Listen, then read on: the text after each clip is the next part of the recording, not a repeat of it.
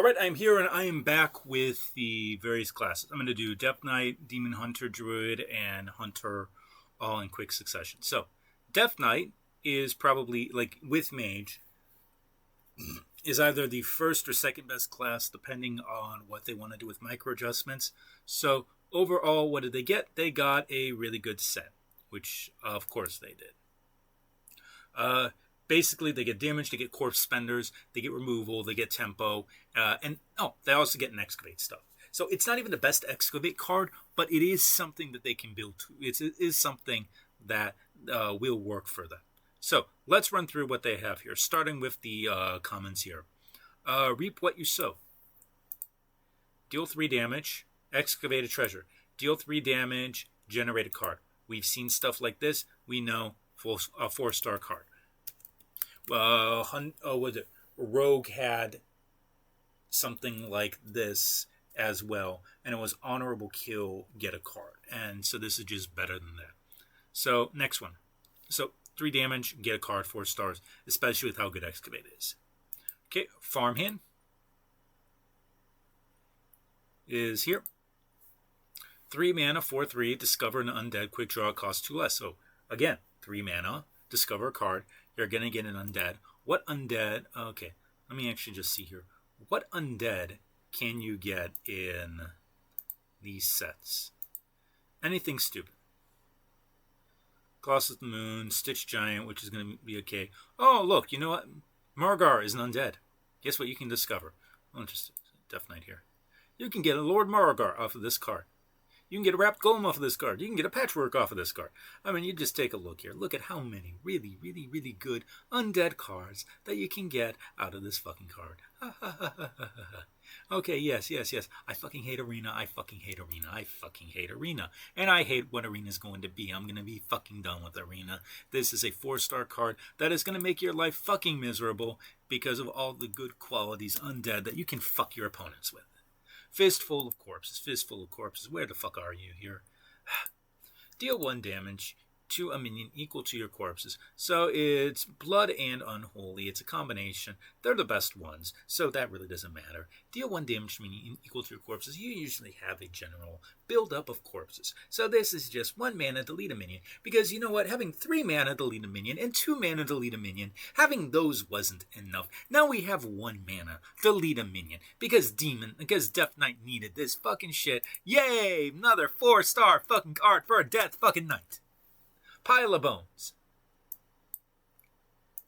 Let's see what we got. We got here. 2 mana, 2 mana. Death Rattle. The next time you excavate, resummon this. This is actually dog shit because it's blue, and Frost isn't that good right now. So that's kind of the reason, because you don't want to take that. Okay, being real here. 2 mana, 2/1, do nothing. If you excavate, then... So the problem is, if you get it down on 2, and you have excavates, this is good. If you don't, this is horrible. So, and also, again, because of blue here. That's a problem. So, overall, I'm not really that sold on this card. So, I would have to say this is a 2-star card. It's situational. Crop Rotation. Where's Crop Rotation? Summon 4 1/1 undead with rush that die at the end of this turn. Okay, so they are the gnomes on the range. So... You have other cards that summon 3/3 rush. Do you really need to have them die at the end of the turn? I guess it's a corpse generation card, and there are things that spend corpses that use corpses. So perhaps, I don't know. So overall, I would say it's a decent removal. It's a 3-star card. Skeleton Crew. So I just noticed, it just clicked on me that all the... Death Knight excavate stuff is Frost, and that so Frost might actually be viable for, like, as much as I was shitting on Pile of Bones being Frost might actually be viable because that's where you're going to get the excavate stuff. But is it necessarily going to be better than Blood or Plague? Yeah, I'm not sure. I'm going to try it though. I will try it though. Anyway, 4 mana 3/3, excavate a treasure, it costs 0. So the idea is you get a 3 or 4 mana treasure that you can use this to excavate with, and you get a large mana discount on it. So, I mean, it's a 4 mana 3/3. draw a card. That's fine. And if you hit it on a 2 or 3, you get a discount on it. So overall, what would that be? I think the stats hurt it. If it were like a 4-4, it'd be a much better. At a 3-3, I would say that it's basically a 3-star card. Harrowing Ox, Taunt. If you've excavated twice, your next card this turn costs 7 less. So again, you have to excavate twice, but you can get a potential 0 mana 7/7 with that. So that's, I mean, a 7 mana 7/7 is bad but acceptable. Excavating twice, if you draft a lot of excavate stuff, this can work. So I think if it, like, obviously it's insane if it works, and it's mediocre if it doesn't. Cut it in half, 3 stars. Corpse Bride. Sorry, where's Corpse? Not Corpse. Yeah, Corpse Farm. Sorry, Corpse Farm. Spend up to 8 corpses to summon a random minion of that cost. Alright, so I compare this to, whatchamacallit, Ghostly Bride, which is what I was thinking Corpse Bride. So for that one, you spend up to 10 corpses to summon a 10/10. On average, this is probably, like, if you... on average, this is probably going to be better. Like, if you spend 8 corpses, you're probably going to get better than an 8/8. Like, you're going to get things like Tyrion, you're going to get things like the rush guy that saps. So there's a lot of different things that you can do with this. The point being is that it's a corpse dump. Demon Hunters need Death Knights need corpse dumps. Like, that's kind of like the one flaw they have. And hey, guess what? They got a card that fixes that flaw. So I think it's a 5-star card. I think it's comparable to Corpse Bride. Ma and Pa. At the end of your turn, gain 5 corpses. At the start of your turn, spend 5 corpses to give your hero +5 health. The stats are horrible. So the health is not really that necessary. Like, you get an increase in max health, and it can continue on, and it generates the corpses to be able to spend it. So again, overall, I think it's decent. Like, it's not horrible, but your first legendary, you don't want this for your legendary. You know what you want. Do you know what you want? You want a Reska, the Pit Boss. 20 mana legendary. Rush costs 1 less for each minion that died this game. Death Rattle. Take control of a random enemy minion.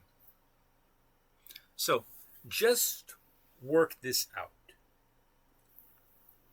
Let's say every turn, you and your opponent play 1 minion, and they kill each other. Because there's a lot of things that, like, have Death Rattle summon a minion that have summon multiple minions. So turn 1, minions kill each other, 18. Turn 2, 16. Turn 3, 14. Turn 4, 12. Turn 5, 10. Turn 6, 8. Okay, let's say it's 1.5. So it's 3 minions, factoring in Death Rattles and multi-summons. So it's 3, 6, 9, 12, 15. By turn 5, this can potentially cost 5 mana. Okay, by turn 6 or turn 7, this can potentially cost 0 mana.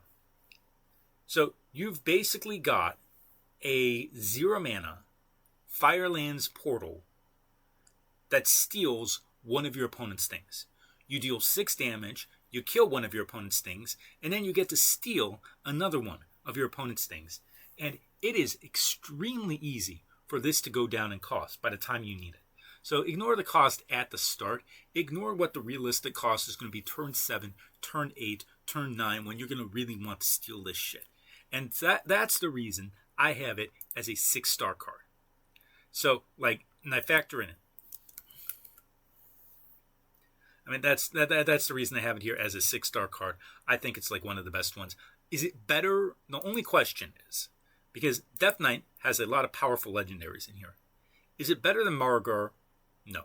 Is it better than the Scourge? No. Is it better than everything else? Probably, yeah. So that's basically where it is. That's basically where it is. All right. And then finally, as I mentioned before, I'm just going to go over, because I have here, I'm not scoring it, But remember that if you excavate a lot, then you potentially get the Azurite, whatchamacallit. No, this one doesn't have it. The Azurite Rat. Resurrect your highest cost minion, give it +2/+2, Reborn, and Lifesteal. If you get the opportunity to play this, then this is just kind of like it seals off the game. I think most times the games are going to be determined before you are able to play this, so I don't think it's going to be all that impactful. I don't think this is, like, especially because you have to go Frost for this, I would say for Death Knight, you don't really want to force an Excavate deck. If you get one, it's good, but it's not a good enough effect to force an Excavate deck. Alright, that is Death Knight. Next class we got is Demon Hunter. 6 fucking Nagas. Now, they got other cards, but Demon Hunter is basically in the Rogue spot, where Rogue sucks because the way Rogue works just doesn't work for Arena, and Demon Hunter is basically Rogue with more spells and a little bit more face damage, and like a little bit more damage to its face and to the opponent's face. And it's not that they got bad cards, they didn't get anything good. Like, they didn't get anything that fixes their issues. That's the problem with that. Alright. So, let's take a look at the cards that they did get. Alright, start off with commons. Oasis, where is it? Oasis Outlaws. Discover a Naga. If you've played a Naga while holding this, reduce its cost by 1. So, I already pointed out the 6 fucking Nagas that are going to be in Arena. So, if I go to Demon Hunter here, and if we go back here to Nagas, Zola the Gorgon, that's mediocre. Wrathscale Naga, that's mediocre. We take a look at the other Nagas that they have here. Blind Eye Sharpshooter is mediocre. Patched Desperado is mediocre, especially when you get it. Snake Eyes is mediocre. So it's not even like a Deep Room Tram thing where it can get you a sneeze that just wins the game offhand. Like, Oasis Outlaws doesn't even do that because there's not even a good Naga to pull from with the limited pool. So it's a 1 mana discover card. The Naga effect is worthless. 1 mana discover card. That's... Again, let's like, why the fuck am I rating this? Because it's going to be complete garbage. It's 3 stars. Alright, Midnight Wolf, which will be a good card. 6 mana, 6/6 rush, outcast, summon a copy. So if you got hand buffs, like obviously you can do that. If you get 6 mana double 6/6, that's insane, but you need to have this in outcast position. So either on the far left of your deck, like it might be worth it to keep it in the opening hand because of that, or hopefully top deck this. And I mean, this is a 5-star card. This is a very good card. Is this enough to deal with the other bullshit? Not really. So it's kind of like, why rate this? And this will be a common thing here. Pocket Sand. Deal 3 damage, your opponent's card costs 1 more. So, it 2 mana, deal 3 damage, get a minor bonus effect that really doesn't matter that much, 3 stars. Parched Desperado. If you've cast a spell holding this, give your hero +3 attack this turn. So, I just noticed that they did the blue, die ba bee ba ba bye, da ba bee da ba die. That song, but he's green here. Anyways, if you cast a spell to activate this, what does that make it? It makes it better than a Gnarled Glavesmith. Good. Maybe not going to be able to get this off on curve unless you're coining this out. Ultimately, 3-star card. Load the Chamber. 3 mana, deal 2 damage. That's very slow. Your next Naga... Fell spell and weapon cost 1 less. So it's 3 mana, deal 2 damage, and then get a 2 mana discount later on. I mean, that's not good. That's too slow. Doesn't do enough. 2 stars. Fan the Hammer. Fan the Hammer. Where are you? Here. Deal 6 damage, split among the lowest health enemy minions. I mean, that's fine. That's good removal. That's a 5-star level of removal. That is like, it's not as good as Star Power because, of course, Mage is better stuff, but what is going to be? So, I mean, it's a good removal, enough to save it, not even close. Blind Eye Sharpshooter after you play a Naga.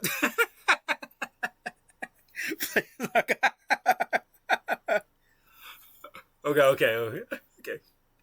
Like, okay, yeah.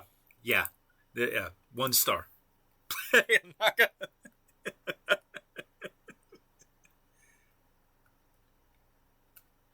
wait, I accidentally. Yeah. Bartender bot. Draw an outcast card and slide it into the left side in your hand. So 3 mana, 2 mana, 3/1. Draw a card. That's good. Get an outcast card, which is going to be better than the average card in your deck. Put it in the left side of your hand, which means it's going to be active. I mean, this is a great card. So yeah, this is a great 4-star card. If you can get, depends on the outcast cards. Like you can use this with your wolf maybe. A little bit of RNG. Snake Eyes. A Naga. Oh my god. So roll 2 dice and discover 2 costs of those cards. Doubles get next to discover. So you can get either a 1, 2, 3, 4, 5, or 6 cost card with each dice. If you get 2 of the same one, like if you get 2 1 cost cards, then you get a 3rd discover for that. So you get to discover at least twice, and 1 out of 6 times you get to discover 3 times for a 3 mana 2/3. I mean, that is not bad. I mean, for Oasis, whatchamacallit here, for Oasis Outlaws, like this is probably going to be the thing you're going to want to pick the most. Like the RNG of what you get to discover and what you get off of that is okay. But again, this is just a 4-star card. I mean, this is not like Demon Hunter doesn't really have enough good stuff with this. Like they don't have Infinite Eyes the Master, they don't have Ruined Orbs, they don't have anything insane like this. So yeah. Finally, Gunslinger Kurtrus. If your deck has no duplicates, 5 or 6 random 2 damage shots and minions in your opponent's hands. So you can kill, like you can deal 12 damage to minions in your opponent's hands and potentially kill them. Right? So killing 2 cards in hand is probably the same as killing 1 card on a board, but it's going to be a random card, and you have to do the entire dupe thing. And is that worth it to do the dupe thing? I don't think so. I think it's just a 3-star card. Next one in here, we have got Druid. So again, Druid, I mentioned before, I spent thousands of gold trying to make Druid work last. Like sticky Druid, buff Druid work. And it's like the only kind of Druid that works is you play Disciple of Eonar and you get some bullshit thing with either Drum Circle or the Treant guy who summons like 20 worth of stats or something like that. So like that's the only kind of Druid that actually did anything. And if someone just puts down a board and you can't deal with it, Druid does not have the removal, so you die. So Druid gets this insane late game package. I'm going to say really, really, really good. And they get Descent of Dragons, which is really what they need to activate this. And I still can't just like buy into Druid being great. Because I think just like Mage and Death Knight exist and they're still going to outlast them. They're still going to put things on the board. Warrior exists. Warrior's going to have giant boards. Druid is not going to be able to handle those. I can't. Druid should, in theory, be really good. In practice, I think is going to be garbage because of just how the meta is. So, basically, Druid, about it here. Druid got dragons. Druid is like the massive dragon synergy, and the Son of Dragons is back. So there should be massive dragon synergy. So all these scores, add like 5 points, add like 10 points, because I was not factoring in the Son of Dragons being in. So let's take a look. What did Druid get here for their cards? All right, so first one here is Spinetail Drake. Oopsie, that's not Spinetail Drake. This is Spinetail Drake. If you're holding a dragon, deal 5 damage to an enemy minion. That's like insane. So, again, draft every dragon you can. Like I compared it to Draken of Operative, probably better. Draken of Operative is a 4-star card. This is a 4-star card. If you're Druid, just draft every single dragon you get. Take to the Skies.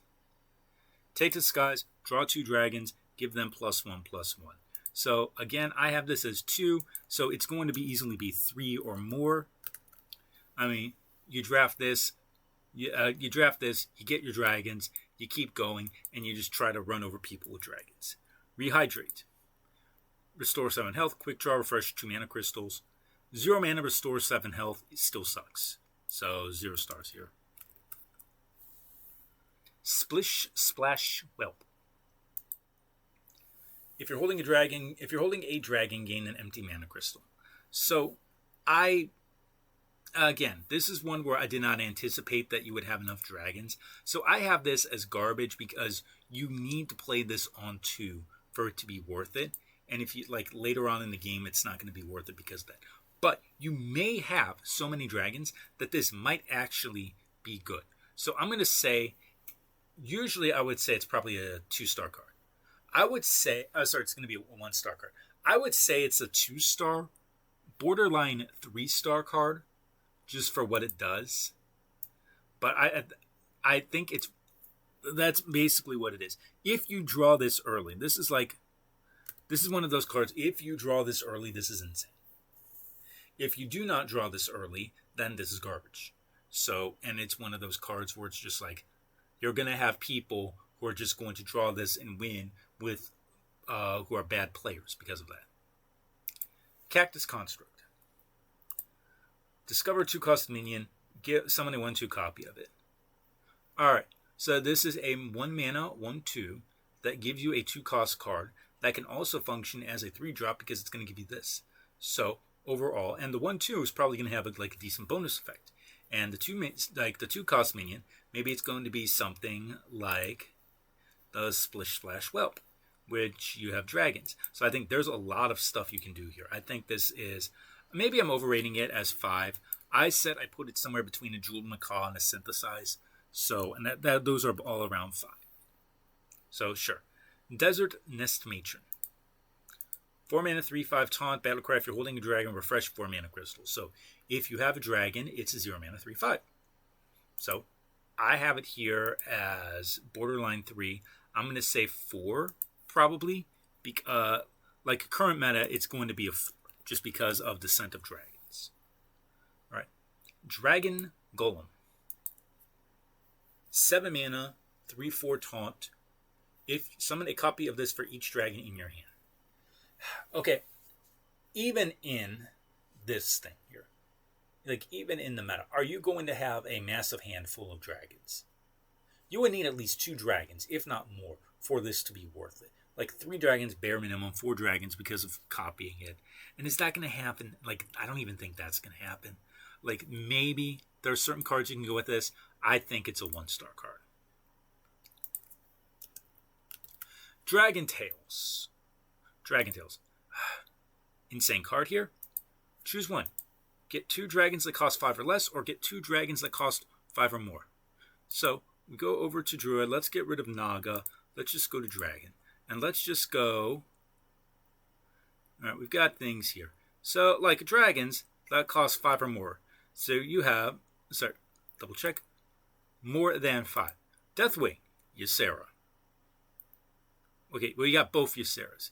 Deathwing, Ysera. Sleepy Dragon. Onyxia, Malygos maybe. Alexstrasza, I mean she's back. Alexstrasza, both Alexstrazas. Twin Tyrants back. Permanent Drake. Nozdormu, Evasive Draconid, that's good. Evasive Worm, that's good. Emerald Explorer, that's great. Alright. So, you always take the 6. You always take 6 or up. Because there is a lot of incredibly powerful stuff here. And it's 2 mana, get 2 cards that can just potentially win the game for you. So again, it's like, if Dragon Druid is going to work, like I'm going to try and blow thousands of gold again, just to try to make Dragon Druid work. I don't know if it's going to. I don't know if the meta is going to allow it to work, but there is a lot of stuff here that really supports it. Fi the Setting Sun.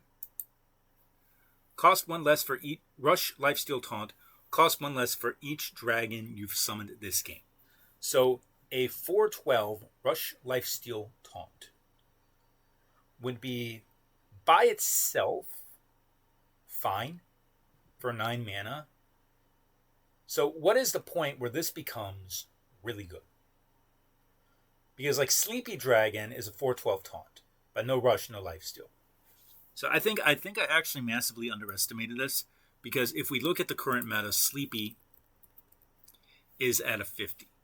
Without rush, that's just 412, no rush, no taunt. Rush and taunt would probably put it around the 50s or the 60s. So if you play 3 dragons, you get a 6 mana 412 rush lifesteal taunt. Yeah, I'm not sure if it breaks 5 stars. It's good by itself. I think you're going to get dragons. I think it's going to be a 4-star card. And then the last one here, Reestraza, which I've shown before, but I didn't actually go into. 8 mana, 8/8 Battlecry. If your deck has no duplicates, summon a Purified Dragon's Nest. What is a Purified Dragon's Nest? At the start of your turn, discover a dragon. It costs 4 less. This is a permanent effect. Yeah, that's all you need to know. It's a permanent effect.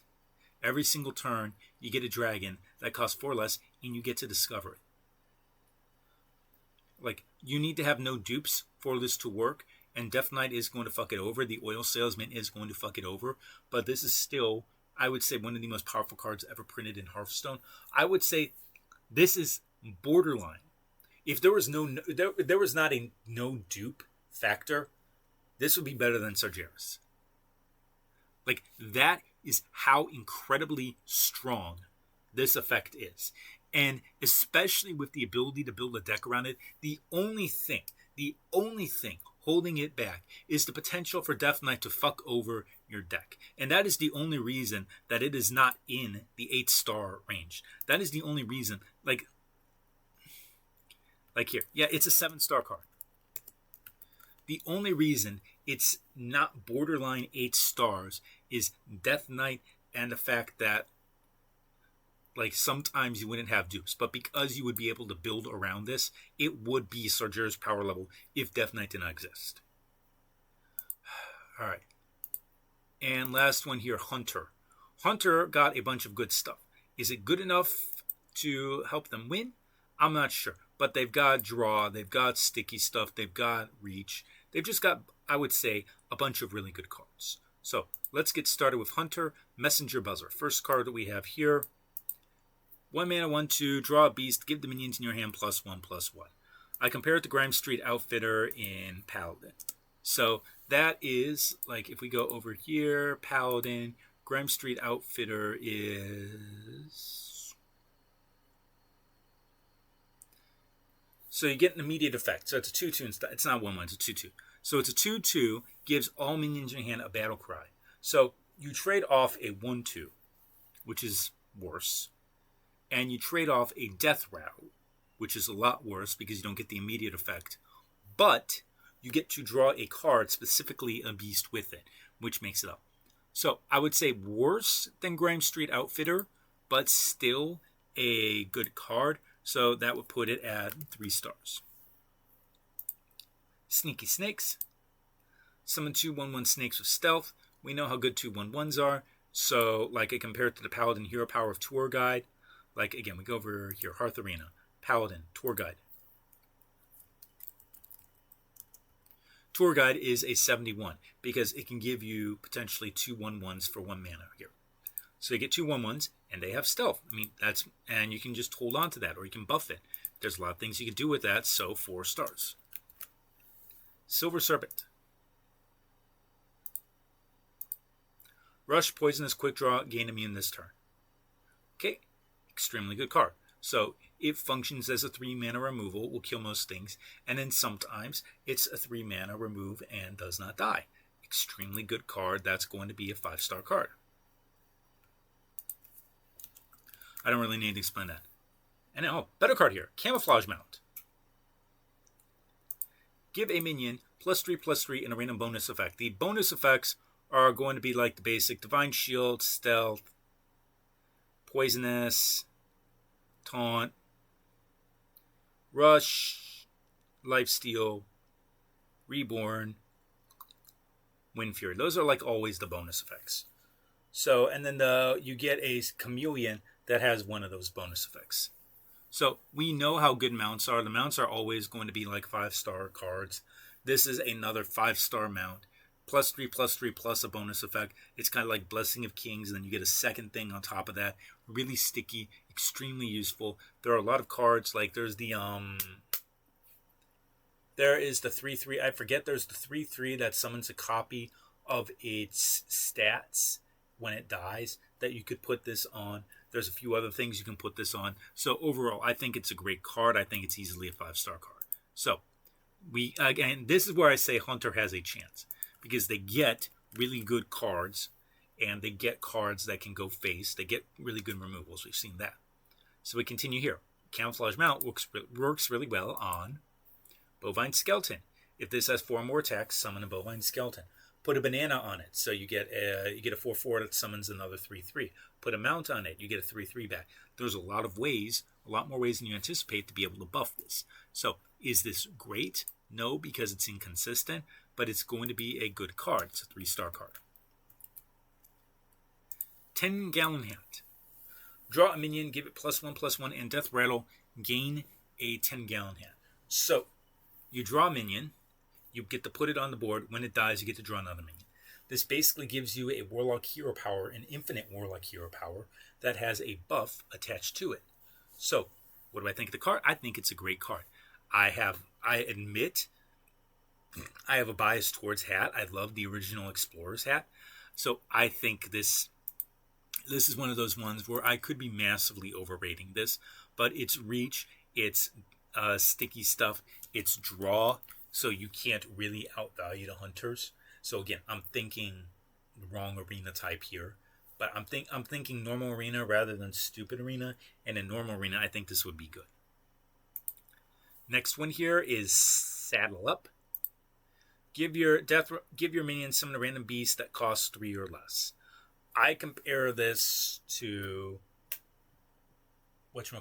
Soul of Forest, which is Druid, 3 mana, summon a Treant. That's always 2/2. This is going to be better on average, but there's no Treant synergy. So overall, and Hunters don't get as wide of a board. So 3-star card. Sharpshooter. 4 mana, 2/3 weapon. That's mediocre. After hero attacks, gain an arcane shot. So instead of looking at this as a 4 mana, 2/3, you should be looking at this as a 5 mana, 4/3, where you can split the damage. And when you think about it like that, you realize just how good this is. This is 12 potential damage over 3 turns. This is split damage. This is damage that you can save. This is damage that you can buff with spell damage. There is a lot of stuff that you can do with this. I have it as 5. I could easily see this being a 6-star card here. But anyway, just a great card. Theldurin the Lost. If your deck has no duplicate, immune this turn and attack all enemies. So it's basically a 4 mana, deal 3 damage to everything, summon a 3/4. That's not sexy, but it's not sexy for a no dupe deck. But that's still really, really, really good.